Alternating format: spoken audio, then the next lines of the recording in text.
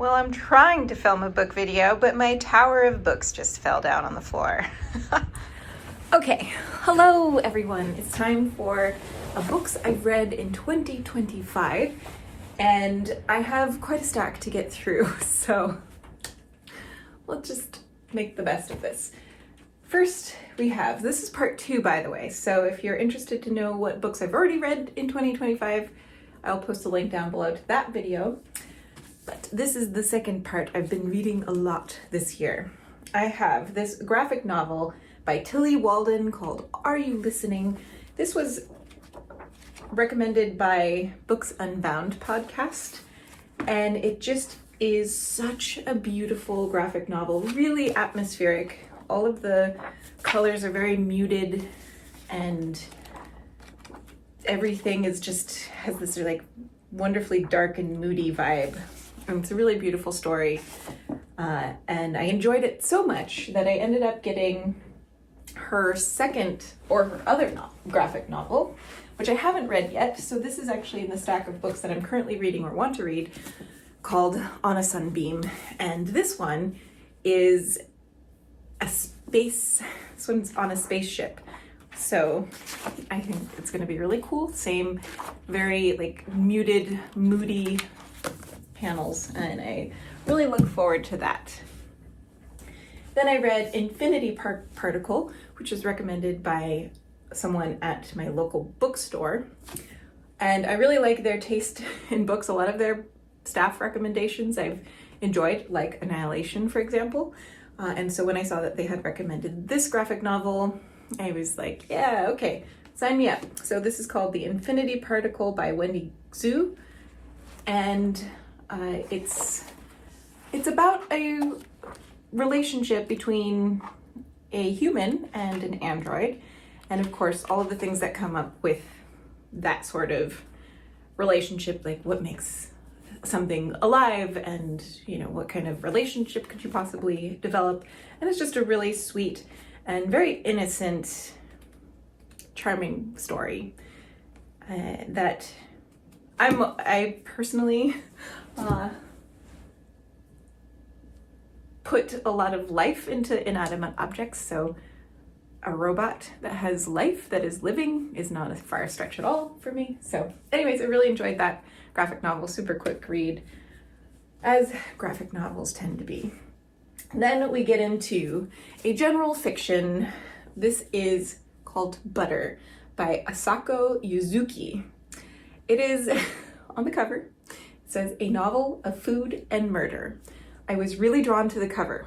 This was one of those books that I bought because I really liked the cover, and I really had no idea what I was jumping into. Turns out this is one of the best books that I've read this year, for sure. And I feel like if I read it a second time, it wouldn't be as impactful. So I miss reading through it the first time. And I wish I could go back into that space and reread it again, but for the first time with fresh eyes. Luckily, a friend of mine had also just read this, and so her and I have kind of enthused and talked about this book, which just was really enjoyable. And it was really nice to be able to talk with somebody about this book that was just so impactful. And my book videos tend to they're not at all reviews, and I very rarely actually talk about what the book is, and I apologize. So I do want to give you a little bit of a recap as best as I can, but basically it's about a journalist. It's through her perspective, who is wanting to write an article or a series of articles about a woman who has allegedly killed 3 of her boyfriends. So she is allegedly a serial killer, and she's already in prison and facing trial, I think. And basically it's just about this journalist's relationship with this serial killer, and all the things that she then learns through this woman's perspective, who is in prison, who is a chef or someone that is very passionate about food, and especially butter. And so the journalist who is never had any consideration for food. In fact, hardly ever eats. It's just like this practical thing to stay alive, and she just doesn't care about it. Suddenly develops a new relationship with food as well, which also then leads her to new relationships with people, because she never really had, I guess her relationships were not, they were just kind of superficial maybe. She just kind of went through life working, and that's it. Like, that's all she ever really thought about. That was her main drive. She was a bit of a robot, I think. And so through this journey, she starts to feel things and experience things and be excited about things and actually feel enthusiastic about things for the first time. And develops relationships with people and relationships with food like she's never had before. And she enjoys butter. And it's just a really, really interesting way of storytelling. And I love, there's just so many layers to this. There's also a lot of commentary on body image, like how you perceive yourself and what society wants you to be and what you really should be. And so yeah, it's just beautiful, and I don't want to say anything more because I feel like I'm just going to start giving it away. It's a really good book and I highly recommend it. Next we have The Benevolent Society of Ill-Mannered Ladies. This was just a fun adventure, and we have these two women that are just swept on so many adventures that are actually really intense and high stakes, and they take big risks. And so it's a bit of a mystery novel, but it feels more like an adventure novel just because of the escapades and the things that they get into. And it was really fun. I really enjoyed this. I will read the sequel to this because I enjoyed it. It was just fun. I don't necessarily remember much about it. I just know I had fun while reading it. This is Close to Death. This is the 5th novel in this series, which is by Anthony Horowitz. It's the Horowitz and Hawthorne series. And I've been waiting for this to actually come out in paperback. I have read all of the books now in this that are out and available in this series. I enjoyed this series. It's pretty simple and straightforward. I love the fact that Horowitz, the author, is putting himself into the book. He is one of the characters in the book, and sometimes you like him and sometimes you don't. And I think it's very brave to write himself as what feels like a very honest character who's full of imperfections and flaws. And he follows a detective named Hawthorne, who is fictional, although the line between reality and make believe is very ambiguous. And I think Horowitz does a really great job interweaving his real life and real experiences with this fictional world. I don't remember anything about the story, to be honest, but I enjoyed it, as I do all of these books in this series. But none of them are necessarily standouts. I enjoy the journey. I enjoy the ride, I guess. Next is The Decagon House Murders by Yokito Ayatsuji. This is a very fun, super straightforward classic murder mystery with all the lovely tropes.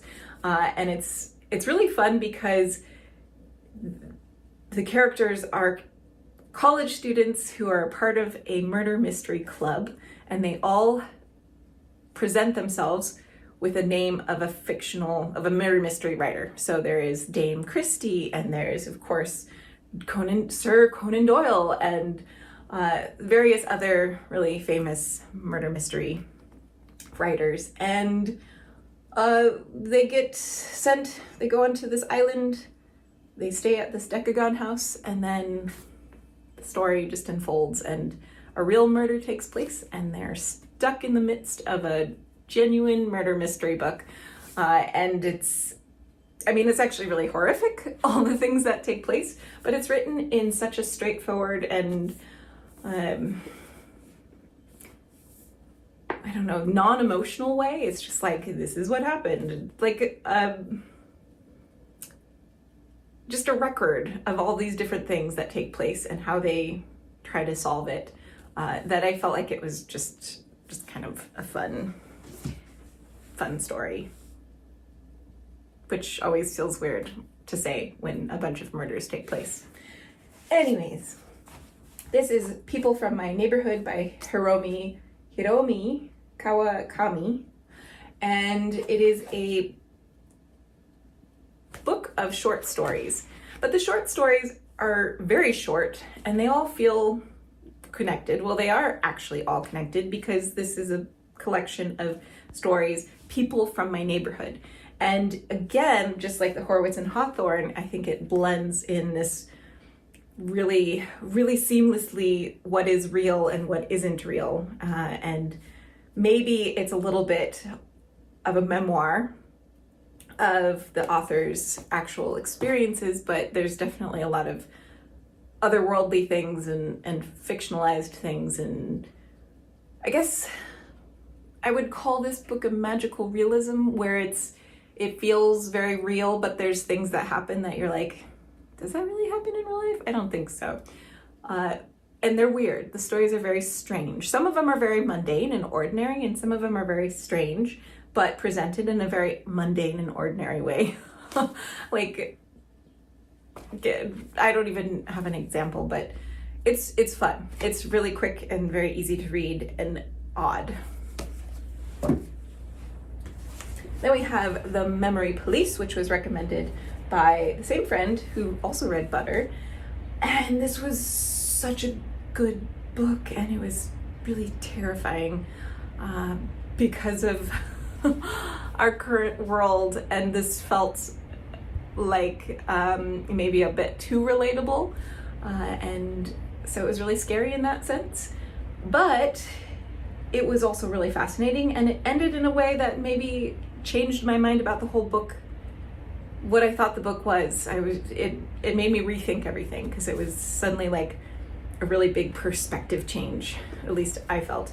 And it's basically about a woman that lives on this island where there are this group, the Memory Police, and they are regularly erasing things from people's memory. And so when they set out to erase something, like books, for example, they erase it from people's minds, but there's like a week of destruction of those books so that they are wiped out completely from the island, and there's no memory of them. And even if there was a book still left behind, the people would probably look at it and be like, what is this unusual rectangular object?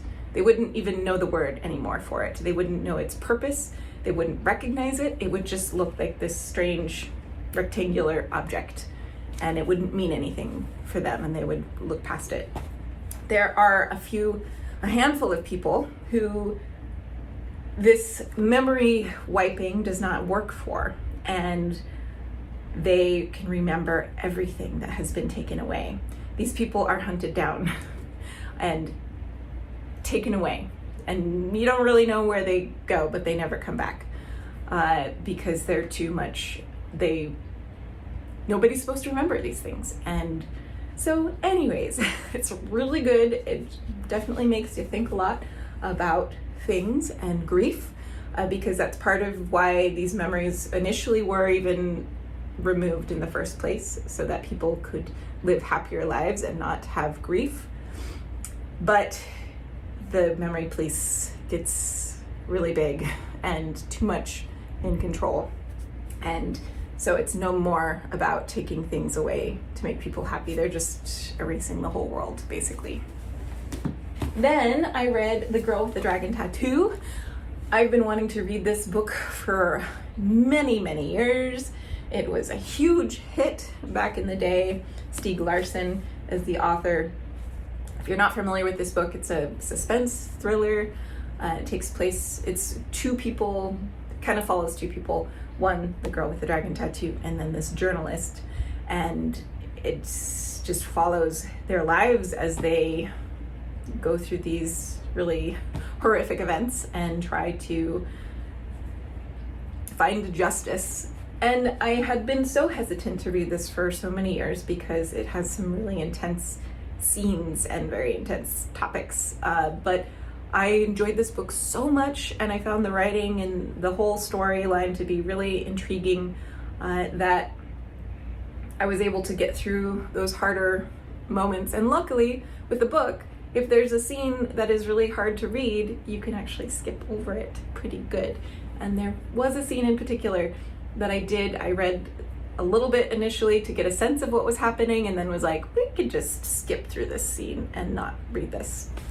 But anyways, ultimately I really liked it, and I couldn't wait to read the second book. So one thing that I do when I start to really enjoy a book, I tend to buy the second one if it's a series, so that I have it when I'm finished. But then often by the end of that book, I'm like, nah, I guess I didn't like it that much. And so then I'm stuck with the second one in the series. And so I was like, I'm not going to do that this time. Well, I got to the end of the book and really liked it and really wanted to read the second book. So I had to wait and put in an order with my local bookshop. And so while that was on order, I ended up reading one that I had on my shelf for a long time called Everyone in My Family Has Killed Someone by Benjamin Stevenson. And ultimately I enjoyed it, but there was a lot of moments where I felt really frustrated and really annoyed, and I was like, oh, come on, this is ridiculous, or let's get over it, but ultimately I enjoyed it. It's definitely a very unique way of storytelling. It's through the author's perspective, and he is the fictional author. His perspective is he's one that writes how to write mystery novels, and then he's thrown into a real life mystery, and he has to solve it. And so what's the word or expression, like breaking the fourth wall, where he's talking directly to you often. So it's a little bit of a first person and second person perspective, I guess. And it's fun in that he's like, I'm not going to lie to you about anything. I'm not going to hide anything. I'm going to tell you things as I know them, as I see them, as I experience them, so that you are on the same page as me throughout the whole book, which is fun. But like I said, there was moments that kind of annoyed me too. So then I was still waiting on the second book to Girl with the Dragon Tattoo. So I read another one that I had on my shelf called You'd Look Better as a Ghost, Johanna Wallace. I found this one so satisfying. So she is a serial killer. But there was something really liberating about this story, because she did not have, it's through her perspective, and so you get her inner monologue. And I feel like she was actually, for the most part, a very free person. And while I have to be really careful with how I word this, I'm not condoning murdering people. It was just really gratifying that she was able to, I think what was gratifying was that she was able to solve all of her problems. Not that the method and the way she solved her problems were necessarily good, but just having that, usually in a story, you have a character that is constantly being challenged by things, and they have to overcome these challenges with great dramatic feats. She gets it done in a day. She's like, okay, here's a new challenge, boom, solved it. Here's another challenge, boom, solved it. And I think that was just really satisfying, rather than spending the entire book trying to solve the one challenge that occurred early on, if that makes any sense. So I liked this book a lot. And then finally, the sequel to The Girl with the Dragon Tattoo came in, and I really enjoyed it, and I ate it up, and couldn't wait for the third one to come in. But in the meantime, I decided to read the sequel to Everyone in My Family Has Killed Someone by Benjamin Stevenson. So this is Everyone on This Train is a Suspect. And it's the same thing, same kind of format, same character, same perspective, same comedic talking to you as the reader, and it was fun. I also found it really frustrating at times and found it really annoying. But ultimately I liked it, and I was able to finish the book. I don't know if I'll continue with this series. Maybe because I know what to expect. One day when I don't know what to read, I'll pick the third book, but I don't know. I kind of feel like I've experienced enough of that.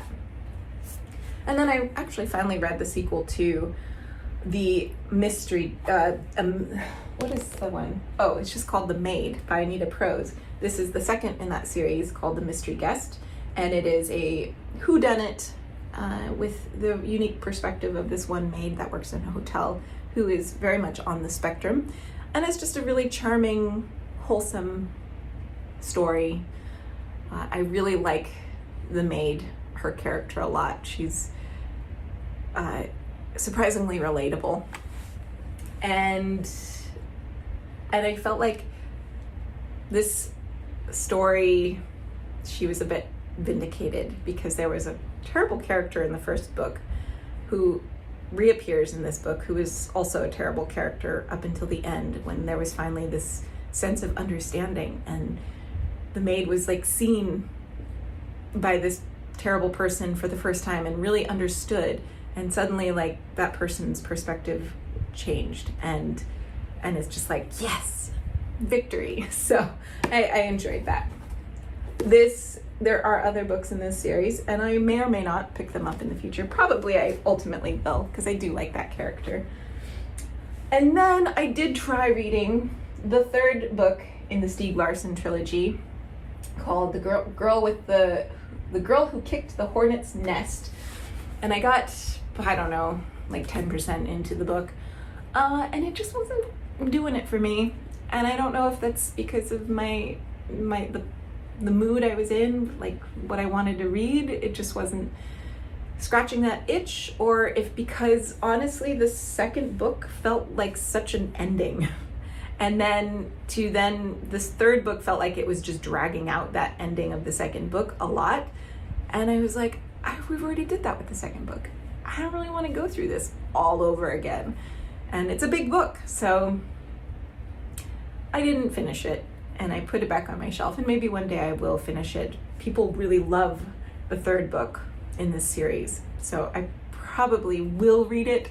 I just was like, I don't have the emotional fortitude to like go through all of that again, because that's what it felt like. It felt like just all of the good things that barely happened in the second book. It just like went right back into all of that trauma, and it was just like, ugh. Anyways, so then I was like, I need to switch it up completely, and I picked up a fantasy that was something I didn't know anything about. I picked it up at Antigone Books, which is my local bookshop, and I love them so much. This one is called The Name of the Wind by Patrick Rothfuss, and I believe this is the King Killer trilogy. I really enjoyed this book. I really liked that it was just a very slow, I actually like slow books. I don't find them boring at all. It was a cool way of telling a story, because this person, the main character, is basically writing a memoir, and so as he's speaking out his story to the person who's writing it all down, you're getting to hear his story for the first time, and it's kind of a fun way to approach it. I do want to read the second book, but I have some apprehensions, because apparently, when did this come out? This came out in 2007. Apparently, the author never finished this series, and it's a huge, people are real mad about it. And so it's an unfinished series. And so, like, will that bother me to never find any resolution, or will I just enjoy the second book for what it is and be okay with walking away, and that's that? So I haven't made up my mind yet if I want to read the second book. I did like it. I did like the writing style and the formatting, and I'm curious to know what happens. And luckily, I feel like if there was a series that I was invested in and I didn't mind if it didn't end, this could be a good one, because there wasn't it wasn't an epic story. And so I don't think the second book will end on a big cliffhanger. I mean, there was a cliffhanger in this, but it really didn't feel, because there wasn't that big epic buildup of a story arc, you know? It was just like a very gradual hill. I think I could do it. We'll see. And then we're getting through the stack. We're almost done. I have Charles Dickens' David Copperfield. I've been wanting to read this for so long, and I'm really glad I did. It was so beautiful. It really helps. I feel like so much love for this book. It really helps that the author's preface is all about how much Charles Dickens loved being in this world, loved David Copperfield like a son. And he speaks of how it was really hard to let go and say goodbye and to finish the book. He didn't want to finish it, but there was no more story to tell. And so he knew it should be finished and not drag it out, because he greedily wanted to keep it going, which I think is really a beautiful thing. And I love David Copperfield so much. And it was a really hopeful story, because so many horrible things happened to David Copperfield, and so many horrible things happened to the people around him that he loves. But it actually resolved in a really beautiful and hopeful way. And it was just, it was satisfying. I liked it a lot. I really wasn't actually expecting it to end in a happy, hopeful way. I just thought it was just a story of people's lives, and it may or may not end well. And I was prepared for it to not end well, and it did. And so it just ended up being really satisfying, really beautiful, and I really loved it, and I might read that again in the future. But it makes me want to read more Charles Dickens, and it also makes me want to read a biography on Charles Dickens, because David Copperfield is a little bit of an autobiography. And then last in this stack, we have Swamplandia by Karen Russell, and I just finished this one.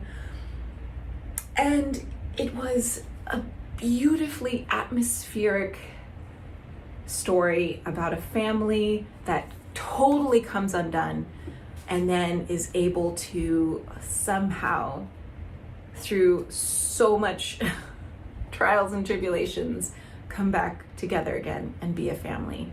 It was really beautiful. And it takes place in Florida in a swamp, and there's alligators, and it's very, I feel like the author does a very good job putting you as the reader into the scene. You could feel the humidity, you can hear the bugs, you can it's like you even if you've never been to Florida, I feel like she gives you a good understanding of what it is to be alive in this world. So I really enjoyed it. It did have some dark surprises that I wasn't expecting, that were a little bit horrific. But as I say, if you're reading it and you don't want to read it, you can skip forward. And there was a scene that I read a little bit of, and I knew where it was going, and I was like, I don't want to read that. So I skipped through it. But ultimately, I think this was a beautiful book, and I really enjoyed it. Out of that huge stack, I think David Copperfield and Butter probably are the most standout to me, and those are definitely top books of 2025 to throw in with the Iliad and the Count of Monte Cristo. Now, real quick, I am reading 2 books at once, and they happen to be really big books, although this one is a very quick and easy book to read. It's not very dense. This one is Ordinary Monsters. It's a fantasy set in Victorian England primarily, although now I'm actually in Tokyo, which is fun.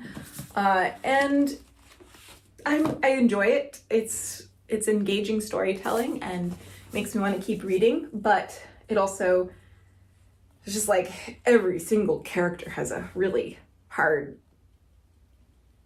terrible story to tell. And it's kind of like, okay, can we have some good, can we have a little bit of happy joy and a little bit of a respite? But I'll keep reading this. I'm almost halfway, and maybe I'll read the sequel. And then the other book I'm reading is a biography on Mark Twain. This is a dense book. It's heavy. I feel like I could get a workout just reading this book and holding it up. I am, I don't know, 20% into this book, if that. And I'm enjoying it. It's really interesting. I haven't really concluded like if I really like Mark Twain as a person. There's aspects of him that I do appreciate, and then others parts of him that I don't appreciate. And it's just really interesting. He lived a very interesting life. And I like Ron Chernow's organization and presentation of Mark Twain's life. But I did start this book this weekend because we were out on a camping trip, and I was like, I feel like I want for this camping trip just something a little more story driven. And so I took a break from this and started reading this. And now that we're back home, I'm trying to make a dent in this book again. And then last but not least, there's 3 books that I would like to read this summer, but don't hold me to it because I'm very much a mood reader, and so it could change. And I might not read these till next year. But we have Strange Pictures, which is a horror book about by Uketsu, and I just think this will be really fun, and there's actually strange pictures and illustrations in this book. So I look forward to seeing what this one's all about. It just sounds fun. Then we have My Search for Warren Harding by Robert Plunkett. I kind of combined his first and last name there, I think. An exhilarating comedic masterpiece that might leave you so giddy you'll go and kick sand in somebody's face. And that just, I think, is a fun little comment on this book. And I don't really know what it's about, so I'm just going to go in blindly, and hopefully it will be fun. And then the last one, this is one that Brian got me for my birthday, my 40th birthday, which just happened 2 weeks ago now. This is, I don't know if you pronounce it Demon Copperfield or Damon Copperfield. I feel like it probably is Damon because it's the name of someone, but it's by Barbara Kingsolver. And this is a modern day telling of David Copperfield. So it should be fun. I'm worried that it will be a little bit more serious and intense and relatable because it comes out of my own world and not something that happened in the past. It's a lot easier to read of atrocities that take place in the past sometimes because there's a disconnect, whereas this is very real and very much alive problems and issues that we're currently experiencing in our world, and so it feels like it might be a little bit harder to get through. But I'm still really looking forward to it, and I'm curious to see how Barbara Kingsolver reimagined David Copperfield. And hopefully I will enjoy it. So that's all I have to say about that. Thank you so much for watching, and I'll see you all later.